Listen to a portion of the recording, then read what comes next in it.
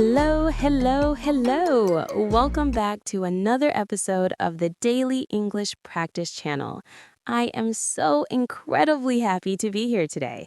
I'm Anna, and as always, I am joined by my wonderful, energetic, and always smiling co-host, David. How are you doing today, David? Oh, Anna, I am doing fantastic. I am feeling absolutely wonderful. My coffee is hot, my spirits are high, and I am ready to dive into a topic that I know is going to help so many of our listeners around the world. Hello to everyone listening. Whether you are commuting to work, doing the dishes, or taking a walk in the park, we are so glad you're spending your time with us today. We really are. You know, David, I was reading through some of the comments on our last video, and I noticed a common theme. So many learners said things like, I wish I had the talent for English, or I'm just not a natural at speaking. It made me feel a little bit sad because I think there is a big misunderstanding out there. I saw those too, Anna. It's that old myth, isn't it? The idea that some people are just born with it. People think that being confident in English is a special gift, like being able to play the piano beautifully without a lesson, or being 7 feet tall for basketball. But today, we are here to bust that myth. Exactly. We are going to bust the myth. Listeners, when we say bust a myth, it means we are going to prove that a common belief is actually false. And today's big truth is this: English confidence is a skill, not a talent. I love that. Let's say it one more time for everyone in the back. Confidence is a skill. It is not something you are born with. It is something you build step by step, brick by brick. Anna, when you first started learning your second language, did you feel like a natural? Oh, goodness, now. Not at all, David. I was like a deer in headlights. Have you heard that expression, like a deer in headlights? It means you are so nervous or surprised that you cannot move or speak. I would walk into a cafe, try to order a simple coffee, and my mind would go completely blank. I didn't have the talent of confidence. I had to build it. A deer in headlights. That is such a great visual for our listeners. I've been there too. I remember living abroad and being terrified of the telephone. The telephone was my enemy. I would rehearse, which means to practice. I would rehearse my sentence for 10 minutes before dialing the number. Hello, I would like to order a pizza. I'd say it over and over. Then the person would answer and say something I didn't expect, and poof, my confidence vanished. Poof, it vanished. It disappeared instantly. That's so relatable, David. But that's the point, isn't it? You practiced, you rehearsed, and eventually you got better. You didn't get more talent, you just built the skill of being confident in that situation. Exactly. So today we want to break down how to build that skill. We want to give you, our lovely listeners, the tools to move from I'm too shy to I can handle this. I love that. I can handle this. That's a great phrase. It means I can manage this situation or I can deal with this. So, David, let's start with the first brick in our wall of confidence. I think it starts with changing our mindset. Total agreement. We need to talk about the difference between a fixed mindset and a growth mindset. Listeners, this is a very popular concept in education. A fixed mindset says, I am bad at English, and I will always be bad at English. A growth mindset says, I am learning English, and I am getting better every day. Yes, it's the power of yet. I love this phrase. If you say, I can't speak fluently, it feels like a dead end. It feels like a wall. But if you add one tiny word, yet, everything changes. I can't speak fluently yet. Yet, such a small word, but so powerful. I don't understand this movie yet. I don't feel confident in meetings yet. It implies that the future is going to be different. It implies progress. So, listeners, that's your first homework assignment. Stop saying, I can't. Start saying, I can't yet. It's a small shift in your vocabulary that makes a massive difference in your confidence. David, let's do a little role play to show how this works in a real conversation.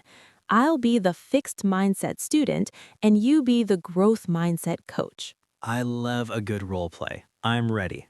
Okay. David, I'm so frustrated. I went to the English meetup last night, and I just couldn't follow the conversation. I'm just not good at listening. I think I should just stop going. Oh, Anna, I hear you. It's frustrating when you can't follow everything. But remember, you're not good at listening. You just haven't mastered that speed of conversation yet. Think about how much more you understood last night compared to 3 months ago. Well, I did understand the greetings and the part where they talked about movies. See, that's progress. You're building the muscle. You don't go to the gym once and expect to lift 100 kilos, right? You have to build the skill. You're right. I'm not a natural listener, but I am an improving listener. I haven't reached my goal yet. Perfect. End of role play. See how that feels? It takes the pressure off. You don't have to be perfect today. You just have to be better than yesterday. Better than yesterday. That's our motto. Now, David, let's talk about the second part of building confidence as a skill, preparation. I think a lot of people think confident speakers are just winging it. Oh, winging it. Great idiom. To wing it means to do something without any preparation or planning. Like if I walked into this recording studio and had no idea what we were talking about, I would be winging it. And honestly, I would be very nervous. Me too.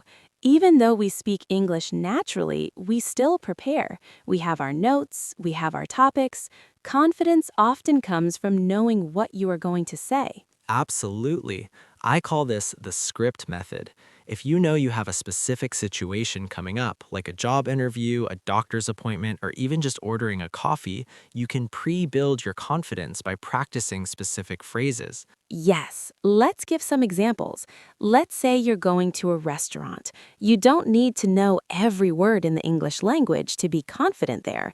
You just need 5 or 6 power phrases. Power phrases. I love that term. What are some power phrases for a restaurant, Anna? Phrases like, could we have a table for 2, please? Or, what do you recommend? Or, could I have the bill, please? If you say these phrases 50 times in your shower, when you get to the restaurant, they will come out automatically. Exactly. You aren't relying on talent in that moment. You are relying on muscle memory. Your mouth knows what to do because you've trained it. It's like a sport. It really is. Think about a professional tennis player. They don't think, okay, now I will move my arm in a 45-degree angle to hit the ball. They just do it because they've practiced the swing 1,000 times. Speaking English is the same. Confidence is the result of repetition. Repetition, repetition, repetition. Let's repeat that. Repetition is the key to skill. Anna, let's do another mini role play. This time, let's pretend I'm a nervous student who has to give a small presentation at work. You give me some preparation tips to boost my confidence. Okay. David, I heard you have a presentation tomorrow. How are you feeling? Honestly, Anna, I'm terrified. My palms are sweaty, my heart is racing. I'm afraid I'll forget all my words and everyone will stare at me. That's a totally normal feeling, David. But remember, confidence is a skill we can prepare for. Have you tried the rule of 3? The rule of 3, what's that? It's where you prepare 3 main points and 3 rescue phrases. Rescue phrases. Tell me more. A rescue phrase is something you say when you lose your place or forget a word. Instead of panicking and staying silent, you say something like, let me rephrase that, or let me check my notes for a second, or even just, what I'm trying to say is, it gives your brain a second to catch up. Oh, I love that. Let me rephrase that.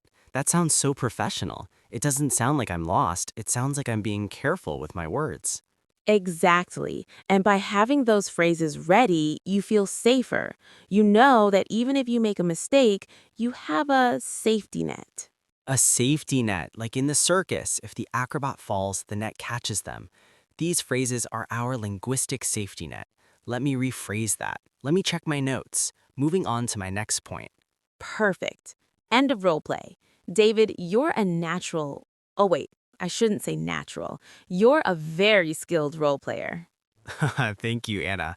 I've practiced a lot. Now let's move on to the third brick in our confidence wall, embracing mistakes. This is a big one. It's the biggest one, David. Many learners believe that error equals failure. They think if they say he go instead of he goes, they have failed at English. But that's not true at all. In fact, if you aren't making mistakes, you aren't pushing yourself hard enough. Mistakes are the evidence that you are practicing. Evidence of practice. I love that. Think about a baby learning to walk. They fall down constantly. Do we look at the baby and say, wow, you have no talent for walking. You should probably just give up? No, of course not. We cheer. We say, yay, you took a step, even if they fall a second later. We need to be that kind to ourselves. We really do. We need to befriend our mistakes. Instead of being afraid of them, we should expect them. I like to tell my students to have a mistake goal for the day. A mistake goal? That sounds interesting. Explain that to us, Anna. Sure, tell yourself, today I am going to try to speak English at the shop, and my goal is to make at least 3 mistakes. That is brilliant. It completely flips the script. If you make a mistake, you've reached your goal. You can say, aha, I said I has instead of I have. That's mistake number 1. I'm doing great. Exactly. It takes away the fear. And when the fear goes away, guess what arrives? Confidence. You got it. Confidence isn't the absence of mistakes. It's the realization that mistakes won't kill you. You're still standing, the world hasn't ended, and the person you're talking to probably didn't even notice. Or if they did, they don't care. That is so true. Most people are rooting for you. To root for someone means to cheer for them or want them to succeed.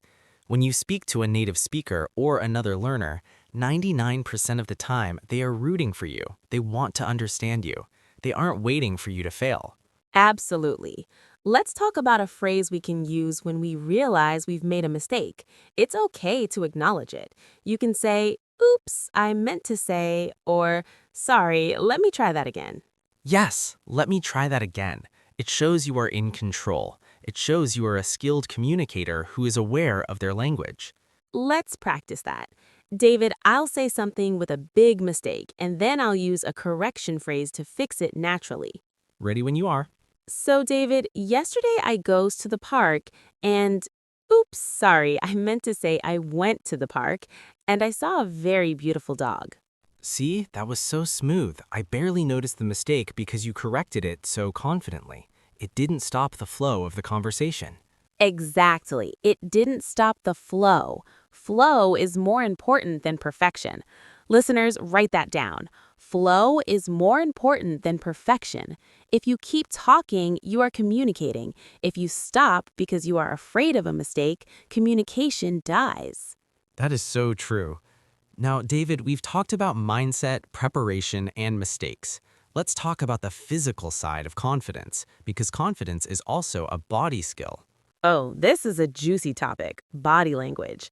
They say that a huge percentage of our communication is nonverbal. It's true.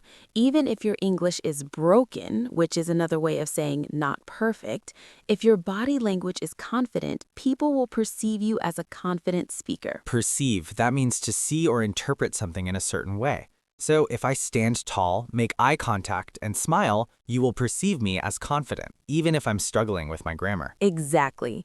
Let's talk about the power pose. Have you heard of this, David? Is that the one where you stand like a superhero? Yes, like Wonder Woman or Superman, feet apart, hands on hips, chest out.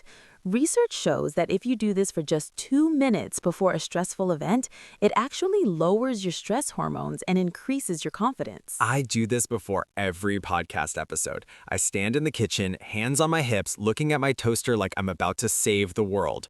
My wife thinks I'm crazy, but it works. It really does. It's about faking it until you make it. This is a very famous English expression. Fake it until you make it. It means you act like you are confident even if you don't feel it, until eventually you actually become confident. Fake it until you make it. I used that so much when I was first teaching. I was so nervous to stand in front of a classroom. I would put on my teacher outfit, stand up straight, and project my voice. Inside, I was shaking, but outside, I looked like I knew what I was doing. After a few weeks, the fake confidence became real confidence. It's a skill.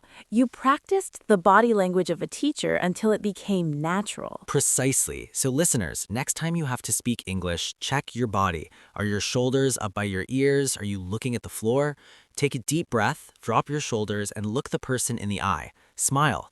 A smile is a universal sign of I'm friendly and I'm trying. And it's contagious. If you smile, the other person usually smiles back. This makes the whole environment feel safer, which makes you feel more confident. It's a positive loop. A positive loop. One good thing leads to another good thing. I love that. Now, David, we should probably do a little review of some of the expressions we've used so far. We've covered a lot of ground. Good idea. Let's do a quick fire review. I'll give the definition and you give the phrase. I'm ready. Let's go. Okay, phrase number 1. To prove that a common belief is false. That is to bust a myth. Correct. Phrase number 2. To be so nervous that you cannot move or speak. Like a deer in headlights. You got it. Phrase number 3. To do something without any preparation. To wing it. I try not to do that too often. Me neither. Phrase number 4. A phrase you use when you lose your place or forget a word to keep the conversation going. A rescue phrase, like, let me rephrase that. Perfect. And finally, the expression that means to act confident until you actually feel confident. Fake it until you make it. 5 out of 5. You're an expert, Anna. Well, I've had a lot of practice, and that's the whole point of today's episode, isn't it? Confidence isn't a magic wand. It's a result of all these things we're talking about. It really is. You know, Anna, I think we should talk about small wins because building a skill takes time, and sometimes we get discouraged because we aren't perfect yet. Small wins are so important. A small win is a tiny success that you can celebrate. Right. For an English learner, a small win isn't I gave a 2-hour speech in English. A small win is I asked for a napkin at McDonald's and the cashier understood me the first time. Yes, or I understood one full sentence in Netflix show without looking at the subtitles. Those are the moments that build the skill of confidence. You need to collect those wins. Collect the wins. I love that. It's like gathering coins in a video game. Each small win gives you a little more power for the next level. I love the video game analogy. If you're at level 1, you don't try to fight the final boss. You practice on the smaller challenges first. Exactly. If you were terrified of speaking, don't start by giving a presentation. Start by saying good morning to your neighbor. Then next week say good morning. It's a beautiful day, isn't it? That's incremental progress. Little by little, bit by bit. These are all great ways to say slowly and steadily. Bit by bit, little by little, step by step. English has so many ways to say that. It must be important. It really is. Now, David, I want to talk about something a bit more humorous. We've talked about being confident, but what about when we feel overconfident? Is there such a thing? Oh, definitely. Have you ever met someone who speaks very loudly and quickly but actually isn't making any sense? Haha, yes. Sometimes I think I do that when I'm nervous. I just start talking and I can't stop. We call that rambling. Rambling, when you talk for a long time in a confused way. Even not as part of the skill building process. Sometimes you have to ramble a bit to find your point. True. But the skilled, confident speaker knows how to slow down. That's another tip for our listeners.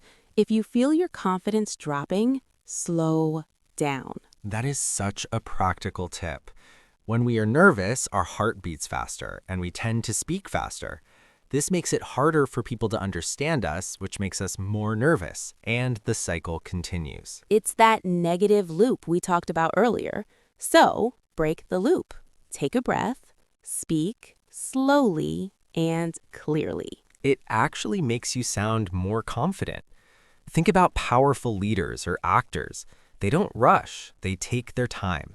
They aren't afraid of silence. Silence! Oh, Silence is so scary for learners, isn't it? It's the scariest thing. A 3-second silence feels like 3 hours. It really does. But silence is your friend. It gives you time to think, and it gives the listener time to process what you said. So instead of filling the silence with or which we call filler words, just try to take a breath. Or use a confidence filler. Instead of, try, "That's an interesting question," or "Let me think about that for a moment." Let me think about that for a moment. That is such a classy phrase. It makes you sound thoughtful and intelligent, not lost. Exactly. It's all about the skill of managing the conversation. Diana, this has been such a great chat. I feel more confident just talking to you. But before we wrap up, I think we should talk about one more thing. Consistency. Ah, the C word, consistency. This is the glue that holds all the other bricks together. It really is. You can't practice confidence once a month and expect it to grow. It's like a muscle. If you go to the gym once a month, nothing happens. If you go for 20 minutes every day, you see a transformation. A transformation, a big change. So, how can our listeners practice confidence as a skill every day, even if they don't live in an English-speaking country? Great question. I always suggest self-talk. Talk to yourself. I know it sounds a little crazy, but it works. When you are getting ready in the morning, narrate your life. I am putting on my socks. I'm making some toast. Today I have a lot of meetings. I do this in my car. I pretend I'm being interviewed on a talk show. "So, Anna, tell us about your day." "Well, Oprah, it was a very busy day." Well, Oprah, I love it. That's actually a great way to practice because there's no pressure. No one is watching. You are building the skill of turning your thoughts into English words. And the more you do it, the more automatic it becomes. When you finally do talk to a real person, your brain is already used to finding those words. Exactly. It's all about building that path in your brain. So, to summarize our confidence construction kit, mindset. Use the power of yet. Preparation. Have your power phrases and rescue phrases ready. Mistakes. Befriend them. Set a mistake goal. Body language. Power pose and smile. Fake it till you make it. Small wins. Celebrate the tiny successes. Slow down. Don't fear the silence. Consistency. Practice every day, even if it's just talking to your toaster. I think that is a perfect plan. Listeners, if you follow these steps, I promise you, your confidence will grow. Not because you were born with a talent, but because you worked on a skill. Anna, I have a little challenge for our listeners before we go. Oh, I love a challenge. What is it? I want everyone listening to go to the comment section of this episode, and I want you to write one small win you had this week in English. Or if you didn't have one yet, write one power phrase you are going to practice today. That is a wonderful idea. Let's create a wall of wins in the comments. I'll go first. My small win was learning the word transformation and using it correctly in a sentence today with Anna. And mine was not getting too many ums and uhs in this recording. You were perfect, Anna, as always. Oh, you're too kind, David, truly. Well, I think that's all the time we have for today. This has been such a fun episode. I hope you all feel a little more empowered and a little more ready to take on the world. Remember, everyone, English is a journey, not a race. You're doing a great job, and we are so proud of you for showing up today to practice. Absolutely. Keep practicing, keep smiling, and keep building that skill. We'll see you in the next episode of the Daily English Practice Channel. Bye-bye for now. Goodbye, everyone. Happy learning. Oh, wait, David, I almost forgot. Would you like me to send everyone a PDF summary of the power phrases we mentioned today? That would be amazing, Anna. Listeners, let us know if you want that in the comments too. Will do. Okay, now really, bye. Bye.